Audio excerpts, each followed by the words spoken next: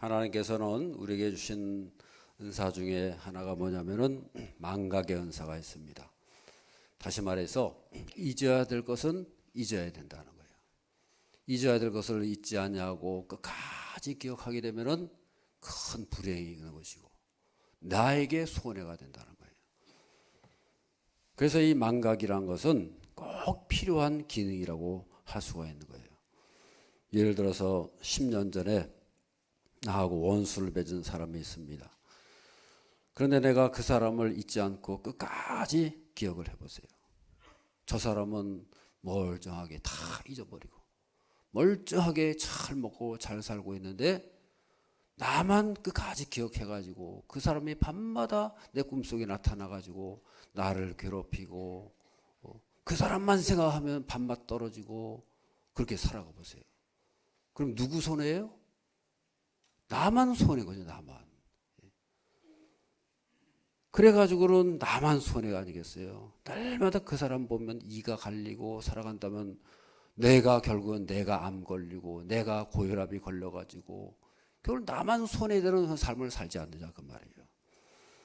그래서 하나님께서는 우리를 사랑하시는 거예요. 우리에게 망각의 은사를 주신 거예요. 망각해. 그래서 그 10년 전에 그 원수일지라도 1년 지나고 2년 지나고 5년 지나고 10년 지나다 보면은 다 잊어버리게 된다는 거예요. 그게 바로 하나님의 은혜라는 거예요. 다 잊을 수 있다는 거. 그래야 살지 어떻게 살겠어요. 그게 우리에게 은혜가 되는 거예요. 그래서 우리는 그 잊어버릴 것을 잊어야 내 안에 평강이 있게 되고요. 우리가 정리를 하면서 살게 된다는 거예요. 옆에 분들에게 축복합니다. 잊어야 될 것은 잊으며 살아갑시다. 그러면 우리 이 시대에 우리 인생 가운데에서 우리가 진짜 가장 잊어야 될 게 뭐겠어요? 뭐 여러 가지가 있겠습니다만은 이 시간에는 가장 중요한 것이 한 가지 있어요. 그게 뭐냐면 내가 잘하고 있다. 나는 아무 문제가 없다. 그걸 잊어야 된다는 거예요. 저를 따져 내가 잘하고 있다. 그거 아니라는 거예요. 그걸 잊어야 돼요. 내가 아무리 잘했다 손치더라도 그걸 잊어야 된다는 거예요. 나는 잘했다. 나는 아무 문제가 없다. 그것은 다른 말로 하면 뭐예요? 다른 사람의 문제라는 거예요. 나는 아무 문제 없고 나는 올바르고 그러면 다른 사람이 문제인 거예요. 내 가정이 문제고 우리 나라가 문제고 사회가 문제고 저 누군가 다른 사람이 문제라는 거예요. 근데 사실 그렇습니까? 내가 문제인 거죠. 디모데전서 4장 4절 5절 다 읽어보겠습니다. 하나님께서 지으신 모든 것이 선하며 하나님의 말씀과 기도로 거룩하여 짐이라 그랬어요. 여기 보면 뭐라 그러셨어요? 하나님께서 지으신 모든 것이 선하다는 거예요. 할렐루야. 하나님께서 지으신 모든 것이 선하다는 거예요. 한마디로 말하면 문제가 없다는 거죠. 하나님께서 만들어 뭔가 필요하셔서 선하게 만드신 거예요. 하나님께서 보시기에 좋았더라. 그렇게 만드신 거지. 문제가 있고 악한 것이 아니라는 거예요. 전혀 문제가 없다는 거예요. 문제는 내가 문제라는 거예요. 그래서 내가 해야 할 일이 뭡니까? 감사함으로 받아들이라는 거예요. 하나님께서 지으신 모든 것이 선하고 보기 좋은 거니까 나는 그저 받아들이면 되는 거예요. 또 한 가지는 말씀과 기도로 받아들이는 거예요. 그렇게 될 때 모든 것이 거룩해지고 그 다음에 어떻게 돼요? 선을 이루게 된다는 거예요. 할렐루야. 그래서 이스라엘 백성들이 하나님 앞에 버림받은 이유 중에 하나가 뭐냐면요. 우리는 잘하고 있다는 거예요. 우리는 거룩한 아브라함의 백성이다. 저 이방인들하고는 전혀 다르다. 우리는 올바르다. 의롭다. 늘 그렇게 생각한 거예요. 그러니까 어떻게 돼요? 고칠 수 없는 거죠. 자기 교만의 속에 가득 들어있는 거예요. 자기 고집과 그래서 하나님께서 이스라엘 백성들 보시면서 뭐라 그래요? 목이 곧은 백성이다. 목이 빳빳해가지고 고집이 있는 거예요. 그러니까 안 고쳐요. 못 고쳐요. 내가 옳은데요. 내가 의로운데요. 내가 왜 고쳐요? 그러니까 못 고치는 거예요. 그런 사람을 우리는 뭐라고 표현하냐? 우물 안의 개구리라는 거예요. 우물 안에선 최고예요. 근데 여러분, 우물이 세상이 다 합니까? 밖에 세상이 있고 밖에 있는 것을 아무리 알려줘도 이런 세상이 있다고, 네가 아는 것보다 더 큰 세상이 있다고 아무리 말해줘도 모르고 살아가는 거예요. 그게 우물 안의 개구리 아닙니까? 서구 사회를 지탱하는 두 가지의 사상적 기둥이 있다 그러잖아요. 헬레니즘과 헤브라이즘이라는 거예요. 헬레니즘은 인본주의고 헤브라이즘은 신본주의라고 할 수가 있는 거예요. 인본주의의 가장 큰 특징이 뭐냐면 자기 긍정입니다. 그래서 우리 사람은 다 선하고 아름답고 지혜롭고 그래가지고 인본주의, 사람을 높이 말하는 거예요. 신본주의의 특징은 뭐냐면 자기 부정입니다. 그래서 인본주의가 계속해서 자기 긍정으로 가게 되면은 거기서 공산주의가 나오고요, 사회주의가 나오게 돼요. 왜냐? 자기가 올바르다는 거예요. 반면에 신본주의는 자기 부정으로 가다 보니까 거기서 자유민주주의가 나오게 되는 거예요. 그래서 요사의 민주주의는요, 자유민주주의가 있고 사회민주주의가 있어요. 대표적으로 저 북한을 보세요. 공식 명칭이 뭐냐면요, 북조선 사회민주주의 공화국이에요. 우리나라 남한의 공식 명칭이 뭐냐면 자유대한 민주공화국이에요. 둘 다 민주공화국이에요. 그런데 다르잖아요. 앞에 사회가 붙느냐, 자유가 붙느냐. 사회민주주의의 특징이 뭐냐? 자기 긍정이라는 거예요. 나는 옳다. 나는 의롭다. 내가 곧 정의예요. 내가 곧 선한 거예요. 그러니까 거기엔 타협이나 대화가 있을 수 없어요. 내가 옳은데요. 그래서 거기에서는 늘 독재가 나올 수밖에 없는 거예요. 독재자가 나오는 그런 체제가 되는 거예요. 반면에 자유민주주의의 특징은 뭡니까? 자기 부정이라는 거예요. 그래서 자유민주주의 체제는요, 모든 것이 견제와 균형을 가지고 있는 거예요. 서로 견제하는 거예요. 그래서 상권 분립이 왜 있는 거예요? 서로 견제하라고 있는 거예요. 대통령과 법원과 또 뭡니까? 예? 국회가 세 가지의 제도가 왜 있는 거예요? 서로 견제하라고 있는 거예요. 사라의 성경은 우리에게 끊임없이 요구하는 게 뭐냐면은 자기 부정이라는 거예요. 우리 인간은요, 거기다 권력을 맡겨놓으면 가만히 있을 수 없는 거예요. 반드시 부패하게 되는 거예요. 권력을 가지고 물질을 가지고 명예를 가지고 있으면은 거기에는 반드시 썩고 부패가 일어나게 되는 거예요. 그래서 서로 견제하라는 거예요. 그래서 자기를 부인하라는 거예요. 그래야지만이 그게 올바로 세워질 수가 있다는 거예요. 자기를 부정할 때의 우물한 개구리를 벗어날 수가 있는 거예요. 우리가 잘했다, 잘하고 있다. 그러면 여러분 거기에 자기 의가 나타나게 되고요. 거기에서 독재가 시작이 되는 거예요. 그래서 우리는 이것을 부인하라는 거예요. 세상에서 최고의 나라들 비결이 뭡니까?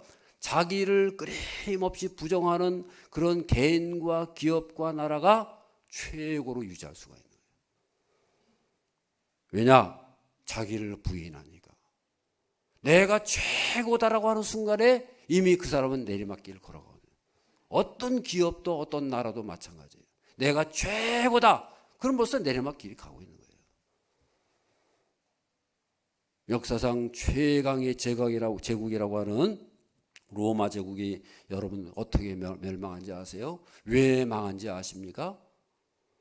최고니까 망한 거예요. 저를 따르면 최고니까 망한 거다. 더 이상의 제국이 없어요. 자기들이 최고라고 생각하니까 우리가 최고라고 하는데 그때부터 벌써 멸망하는 거예요. 누가 와서 멸망시킨 게 아니에요. 자기들이 최고니까 거기서 속에서부터 썩어 들어가게 되고 결국에는 누가 와서 아무나 건드려도 무너지게 돼 있는 거예요. 이스라엘 백성들이 하나님 앞에 은혜와 축복을 받았는데 왜 심판받고 버림받느냐? 고집 때문에 망한 거예요. 우리는 잘하고 있다. 우리는 거룩한 백성이다. 아브라함의 자손이다. 우리가 감히 하면서 그렇게 자기들을 평가하고 있어요. 저 이방인들은 질이 다르다. 과연 그렇습니까, 여러분? 그런 사람들 향해 가지고 하시는 말씀이 있어요. 고린도전서 10장 12절 다 찍겠습니다. 선질로 생각하는 자는 넘어질까 조심하라. 조심하라는 거예요. 큰 소리 치지 말라는 거예요. 섰느냐? 선 사람은 어떻게 해야 되겠어요? 항상 조심하라는 거예요. 조심해야 끝까지 설 수가 있다는 거예요. 할렐루야. 나는 구원받았어. 나는 은혜 받았어. 축복받았어 하면서 큰 소리 치는 순간에 벌써 마귀와 역사하고요. 세상이 건드리는 거예요. 가만 내버려 두질 않은 거예요. 그때부터 교만해지는 거예요. 그래서 너희가 진짜로 섰느냐? 그러면 선 것을 더 조심하고 끝까지 조심할 때에 우리가 계속해서 세워지게 되고 든든히 세워져서 승리의 삶을 살아가는 삶이 될 줄로 믿습니다. 우리말에도 그런 말이 있잖아요. 초심으로 돌아가자. 그게 뭐예요? 자기를 부인하는 거 아닙니까? 지금 있는 것을 다 부정하고 뭔가가 잘못됐으면은 처음 상태로 돌아가자. 그랬을 때 거기에 길이 열리는 거예요. 우리 개신교는 대표적으로 자기를 부인하는 그런 종교입니다. 개신이란 말이 무슨 말이에요? 고칠 개자에다가 새로울 신자가 되는 거예요. 계속해서 고쳐나가고 새로워진다고 말이에요. 그게 바로 개신교의 정신이에요. 끊임없이 자기를 부인하고 고쳐나가고 새로워지는 거. 그랬을 때 거기에 생명의 역사가 있는 것을 믿으시길 바랍니다. 그래서 우리 하나님의 이 개신교는요, 그게 장점인 거예요. 끊임없이 고쳐나가고 자기를 부인하고 십자가 붙잡고 계속 기도하고 도전하고 그게 개신교의 정신이에요. 그게 모토예요. 그거 없으면 안 되는 거예요. 예수님께서도 우리에게 뭐라고 말씀하셨어요? 너희가 나를 따르려거든 어떻게 했어요? 나를 부인하고 십자가를 지고 나를 따를 것이니라. 아멘. 자기를 부인하라 그랬어요. 자기를 부인해야 예수님을 따를 수가 있다는 거예요. 오늘 본문의 18절의 말씀 보면요, 옛날 일을 생각지 말라, 잊으라는 거예요. 영어로 보면 forget이라고 해요. forget. 잊어버리라는 거예요.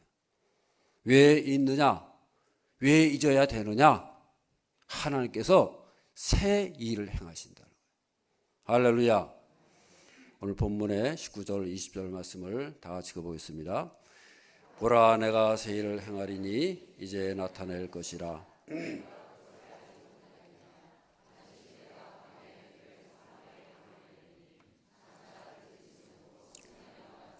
나를 존경할 것은 내가 광야의 물을 내 백성 내가 택한 자에게 마시게 할 것임이라 그랬어요.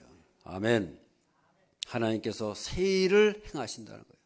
그렇기 때문에 너희는 옛날을 잊어버리라는 거예요. 옛날 것은 다 잊어버리고 이제 하나님을 바라보라는 거예요. 그 하나님께서 새 일을 행하실 것이다. 하나님을 바라보라는 거예요. 20절 후반에 뭐라 그랬느냐? 내가 광야의 물들을 길들을 사막의 강들을 내어서 내 백성 나의 택한 자로 마시게 할 것이다 그랬어요. 여러분, 광야나 사막은 다 뭘 말합니까? 바로 이스라엘 말하는 거예요. 지금 이스라엘 백성들이 바빌론의 포로로 잡혀가 있어요. 바빌론이라고 하는 강대한 제국에 잡혀가 가지고 그 밑바닥 인생, 여러분, 포로로 잡혀간 사람들이 무슨 힘이 있겠어요? 거기서 비참한 인생, 그저 아무 소망도 없이 민족도 사라지고 나라도 없이 살아가는 그 인생이 얼마나 비참하겠어요. 그걸 70년 동안 살았어요. 그러고 있는 그 이스라엘 백성들에게 하시는 말씀이 뭐예요? 너희는 광야와 같다는 거예요. 사막과 같다는 거예요. 에스겔 선지자는 이것을 다르게 표현하고 있어요. 에스겔서 37장 1절 2절 다 찍겠습니다. 여호와께서 권능으로 그의 영으로 나를 데리고 가서 골짜기 가운데 두셨는데 거기 뼈가 가득하더라. 나를 그 뼈 사방으로 지나게 하시기로 본즉 그 골짜기 지면에 뼈가 심이 많고 아주 말랐더라 그랬어요. 이 에스겔 골짜기로 이 에스겔을 데려가 가지고 보여주지 않습니까? 마른 뼈다귀가 가득히 널려 있어요. 그 골짜기에 보니까 뼈가 그냥 가득 차 있는 거예요. 전부 다 말라 비틀어진. 아무 생명이 없어요. 이것이 누구냐? 바로 너희라는 거예요. 이스라엘 백성이라는 거예요.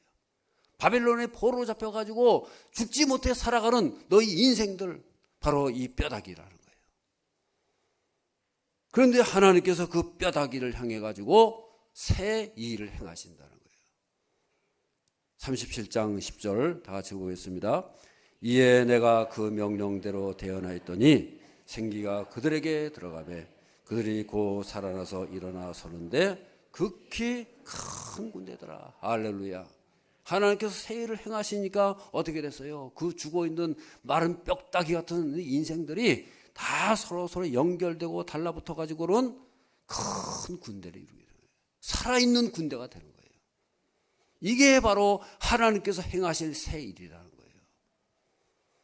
하나님께서는 광야에 길을 내시고 사막에서 강을 내시기를 바라는 거예요. 예수님도 바로 그것을 말씀하는 거 아니겠어요? 예수님께서 이 땅에 오셔가지고 여러분 어떤 일을 행하셨습니까? 저 왕궁을 찾아가고 있는 사람들, 높은 사람들, 그런 사람들 찾아가서 그 사람들을 사귀고 그 사람들한테만 복음을 전했습니까? 아니라는 거예요. 오히려 저 밑바닥 인생들, 광야 같은 인생, 사막 같은 인생을 찾아오셔가지고 거기서 기적을 행하시고 능력을 행하시고 하나님 나라를 전하신 것을 믿으시길 바랍니다. 그게 바로 새 일을 행하셨다는 거예요. 죄 많은 사람들, 저 미천한 사람들, 바벨론처럼 살아가는 저 세리와 창기들에게 오셔서 친구가 되어주시고 위로해 주시고 그들을 싸매 주시고 일으켜 세워주셔가지고 새 일을 행하셨다는 거예요. 이게 바로 하나님께서 행하시는 놀라운 역사인 것을 믿으시기를 바랍니다. 지난 2일에서 4일까지 특별 새벽기도회를 우리 교회에서 했습니다. 요한복음 2장에 나오는 가나 혼인잔치를 이제 말씀을 드렸고요. 물이 포도주 되는 기적을 통해서 말씀을 드렸어요. 6개의 항아리가 무엇을 의미하느냐? 물이 변화해서 새 포도주가 됐다는 거예요. 새 포도주는 어떤 포도주냐? 연회장이 그런 것을 말씀하고 있어요. 요한복음 2장 9절 10절 다 같이 읽겠습니다. 어디서 났는지 알지 못하되 물돈 하인들은 알더라. 연회장의 신랑을 불러 말하되 사람마다 먼저 좋은 포도주를 내고 취한 후에 낮은 것을 내거늘 지금까지 좋은 포도주를 두었도다 하니라 그랬어요. 예수님께서 기적을 다 행하셔가지고 하인들이 물 포도주가 된 것을 딱 갖다 바쳤더니 연회장이 지금 뭐라 그럽니까? 맛을 보더니 놀란 거예요. 야, 어떻게 이런 포도주를 아직까지도 두고 있느냐? 보통은 사람들마다 10절에 보면 그러잖아요. 사람마다 먼저 좋은 포도주를 내고 취한 후에 낮은 것을 내거늘 그랬어요. 보통은 사람들이 처음에는 좋은 포도주를 낸다는 거예요. 근데 나중에 어떻게 돼요? 질이 떨어지고 점점 시간이 갈수록 질이 떨어지는 거예요. 찌꺼기가 나오고 밑에서 이제 점점 바닥이 나고 고갈이 되다 보니까 어떤 사람은 거기다가 물까지 섞어가지고 주지 않겠어요? 예? 아이고 큰일 났네 가지고 포도주에다 물까지 섞어가지고 그러니까는 그 물이 포도주가 어떻게 되겠어요? 가짜 포도주에다가 고갈되고 찌꺼기에다가 그런 포도주가 된다는 거예요. 여러분 포도주가 뭘 말하는 거예요? 우리 인생이란 거예요. 우리 인생이 이같이 고갈되고 다 찌꺼기만 남고 없어지게 된다는 거예요. 그런데 예수님께서는 어떻습니까? 새 포도주처럼 변함이 없다는 거예요.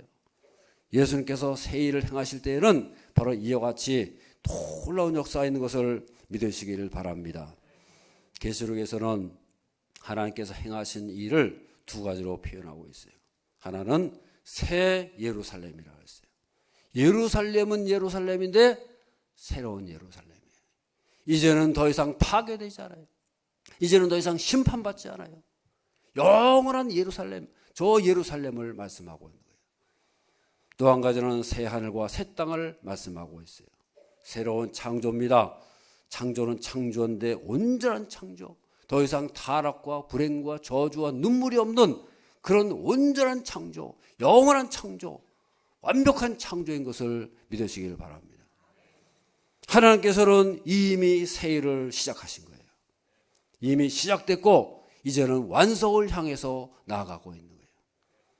오늘도 우리 가운데 하나님께서 행하시는 새 일이란 무엇이냐? 에베소서 2장 20절에서 22절의 말씀을 다 읽겠습니다. 너희는 사도들과 선자들의 터 위에 세우심을 입은 자라.